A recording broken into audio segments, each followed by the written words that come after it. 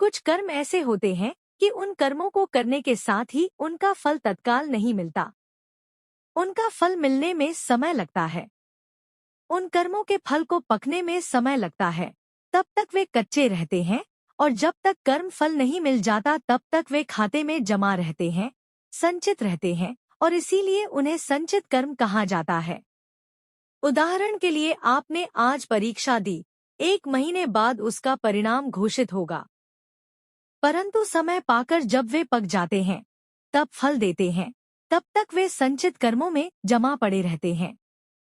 पीछे के जन्मों का प्रभाव आगे आगे जन्मों में देखने को मिलता है। जब राजा धृतराष्ट्र के 100 पुत्र एक साथ मृत्यु को प्राप्त हुए तो राजा ने भगवान श्री कृष्ण से पूछा कि मैंने अपने जीवन में ऐसा कोई भयंकर पाप तो किया नहीं कि जिसके फलस्वरूप मेरे 100 के 100 पुत्र एक साथ मारे गए।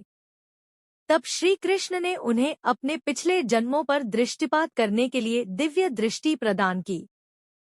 वहां उन्होंने देखा कि इससे 50 जन्म पहले वे एक बहेलिया थे और वृक्ष पर बैठे हुए पक्षियों को पकड़ने के लिए उन्होंने एक वृक्ष के ऊपर एक सुलगता हुआ जाल फेंका। उससे बचकर कितने ही पक्षी उड़ गए, परंतु जलते हुए जाल की गर्मी के कारण वे अंधे हो गए और बाकी में से 100 नन्हे पक्षी जलकर खाक हो गए। ये क्रियामाण कर्म 50 जन्मों तक संचित कर्मों में बिना पके पड़े रहे और जब राजा के अनेक पुण्यों के परिणामस्वरूप उन्हें इस जन्म में 100 पुत्र प्राप्त हुए तब वे संचित कर्म फल देने के लिए तत्पर हुए और इसी से उनके जीवन में अंधापन आया तथा उनके 100 पुत्र भी मर गए। 50 जन्मों के बाद भी उनके क्रियामाण कर्मों ने उनका पीछा नहीं छोड़ा। 100 पुत्र उत्पन्न हो, इतना पुण्य कमाने तक ये कर्म राह देखते रहे। संचित कर्म विलंब किए बगैर फल देकर वे शांत हो गए, यानी इतने वर्षों बाद हिसाब बराबर हुआ। ज्योतिष शास्त्र भी आपके पीछे के जन्मों की गाथा है।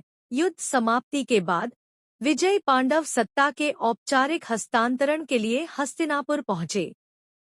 पांडव अपने चाचा से गले मिलने और उन्हें सम्मान देने के लिए आगे बढ़े।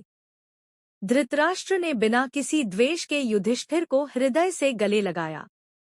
जब धृतराष्ट्र भीम की ओर मुड़े तो कृष्ण ने उनके इरादे भांप लिए और भीम को पीछे हटने को कहा और उनकी जगह भीम की लौह प्रतिमा स्थापित कर दी।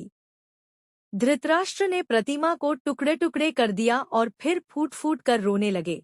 उनका क्रोध शांत हो गया। पराजित और हताश धृतराष्ट्र ने अपनी मूर्खता के लिए क्षमा मांगी और भीम तथा अन्य पांडवों को हृदय से गले लगा ली।